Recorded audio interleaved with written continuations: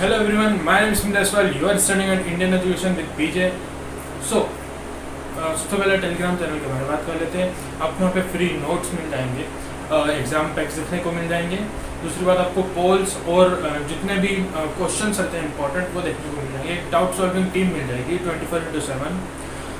ये सब चीज़ें बिल्कुल फ्री है। अगर इसका आपको बेनिफिट लेना है तो इसका चैनल का लिंक हमारे डिस्क्रिप्शन बॉक्स में है, आप वहाँ जाकर इसे फॉलो कर सकते हैं और हमारे आने वाले वीडियोस की सारी डिटेल्स आप उस चैनल पे भी पा सकते हैं। सो बढ़ते हमारी वीडियो। हमने लास्ट क्लास में हमने पढ़ा था कि कैसे एक ऑरेस्टेड अंकल जिनका नाम था हैंस क्रिश्चियन ऑरेस्टेड, उन्होंने डिस्कवर करा था क्या कि जब भी आप करंट फ्लो करते हो किसी सर्किट के अंदर, उस सर्किट के आसपास एक मैग्नेटिक फील्ड प्रोड्यूस होती है। और इसी चीज़ का ये रिजल्ट रहा था कि जो चीज़ हम मानते थे कि इलेक्ट्रिसिटी और मैग्नेटिज्म अलग अलग टॉपिक से अलग अलग फिनोमिना से, वो हमने लास्ट में ये देखा कि वो दोनों अलग अलग फिनोमिना ना होते हुए एक ही फिनोमिना है। इतना सारा कॉन्सेप्ट लेकर हम थोड़ा और आगे बढ़ते हैं और थोड़ा आगे बढ़ने में हम ये देखते हैं अब कि मैग्नेटिक फील्ड लाइंस क्या होती है। मैग्नेटिक फील्ड लाइंस समझने से पहले हम ये समझते हैं कि मैग्नेटिक फील्ड ही क्या होती है। मैग्नेटिक फील्ड सीधा सीधा ये समझो कि जो हमने मैग्नेट की प्रॉपर्टीज पढ़ी थी, तो उस प्रॉपर्टीज का जहाँ तक इन्फ्लुएंस रहेगा, मान लो ये एक मैग्नेट है और ये पॉइंट ए है, तो इस मैग्नेट की जो प्रॉपर्टीज है वो इस पॉइंट ए तक सीमित है। इस जगह तक वो मैग्नेट अपनी प्रॉपर्टीज दिखा सकती है, पर ए के बाद ये बी पॉइंट पे वो मैग्नेटिक अपनी मैग्नेटिक प्रॉपर्टीज नहीं दिखा सकती। तो जहाँ तक यानी क्या यह एक मैग्नेट से पॉइंट ए तक के बीच की डिस्टेंस हम बोलते हैं उसे मैग्नेटिक फील्ड। यानी क्या उतना एरिया जहाँ तक एक मैग्नेट की प्रॉपर्टीज जो है अपने आप को इन्फ्लुएंस कर पाए, उसे हम मैग्नेटिक फील्ड कहते हैं। यही सिंपल सा मैग्नेटिक फील्ड का कॉन्सेप्ट है। अब हम समझेंगे कि मैग्नेटिक फील्ड लाइंस क्या होती है। मैग्नेटिक फील्ड लाइंस अगर मैं आपको सिंपल कॉन्सेप्ट में समझाऊं, तो हमने देखा कि एक मैग्नेट है, एक ए पॉइंट तक वो अपने आप को इन्फ्लुएंस कर पा रही है मैग्नेटिक प्रॉपर्टीज को। बेटा कुछ चीज़ अपने आप को इन्फ्लुएंस कर पा रही है तो वो किसी चीज़ से शो भी तो होगी। मैग्नेटिक फील्ड को हम शो करते हैं मैग्नेटिक फील्ड लाइन से। कैसे?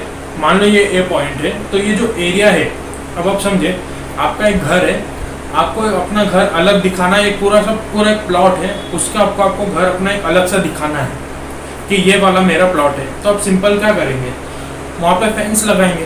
तो आप सीधा से समझिए कि मैग्नेटिक फील्ड लाइन्स एक फेंस है जो कि एक मैग्नेट के आसपास है।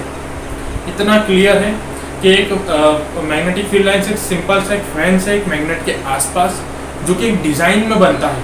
ये डिज़ाइन अलग अलग तरह की भी होती है, पर कॉमनली हमें ये देखने को मिलता है कि इस प्रकार से कुछ एक डिज़ाइन बनती है एक बार मैग्नेट में। बार मैग्नेट यानी जो भी आप चॉकलेट बार्स खाते हो, उस शेप के मैग्नेट के अंदर आपको सिंपल सा एक स्ट्रक्चर देखने को मिलता है, जैसा आपको जहाँ शेप बनता है इस तरह का।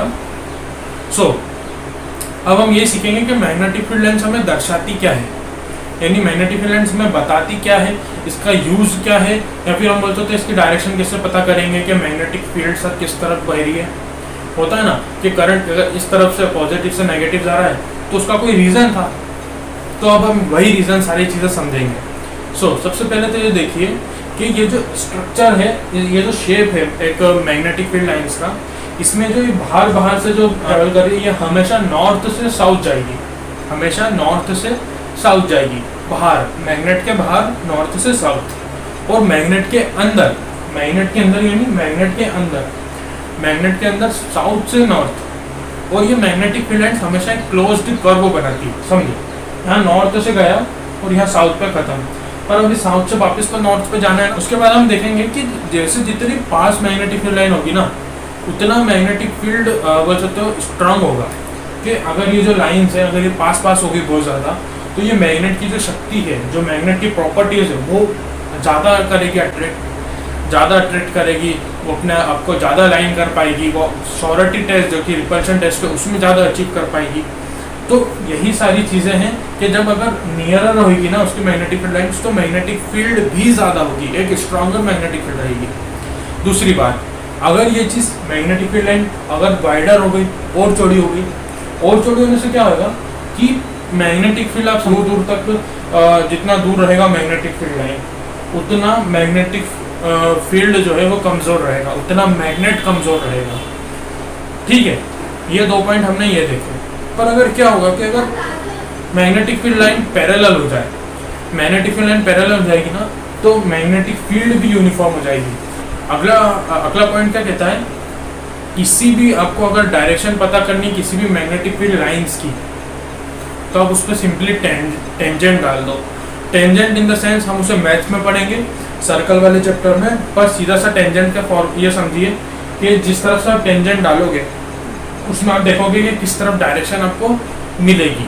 यानी अगर किसी भी पॉइंट पे आप मैग्नेटिक फील्ड लाइन के किसी भी पॉइंट पे आप अगर टेंजेंट डालते हो तो आपको सिंपली एक डायरेक्शन प्रोवाइड कर देती है मैग्नेटिक फील्ड की। दूसरी बात, अगर 2 मैग्नेट रखिए आसपास, तो वो कभी भी अपने जो बोल सकते हो कभी भी 2 मैग्नेटिक फील्ड लाइंस कभी भी एक दूसरे को इंटरसेक्ट नहीं करेगी। अगर 2 मैग्नेट रखी है तो वो कभी भी एक दूसरे की मैग्नेटिक फील्ड को क्रॉस नहीं करेगी। क्यों नहीं करेगी? क्योंकि ये चीज़ प्रैक्टिकली पॉसिबल नहीं है। समझो, मैंने आपको कहा कि आपको डायरेक्शन पता करनी तो आप टेंजेंट डाल दो, पर क्या मैग्नेटिक फील्ड लाइन की 2 डायरेक्शन हो सकती है? नहीं हो सकती, ये प्रैक्टिकली पॉसिबल नहीं है। सो इतना कॉन्सेप्ट था मैग्नेटिक फील्ड और मैग्नेटिक फील्ड लाइन का, जो कि बहुत इंपॉर्टेंट है।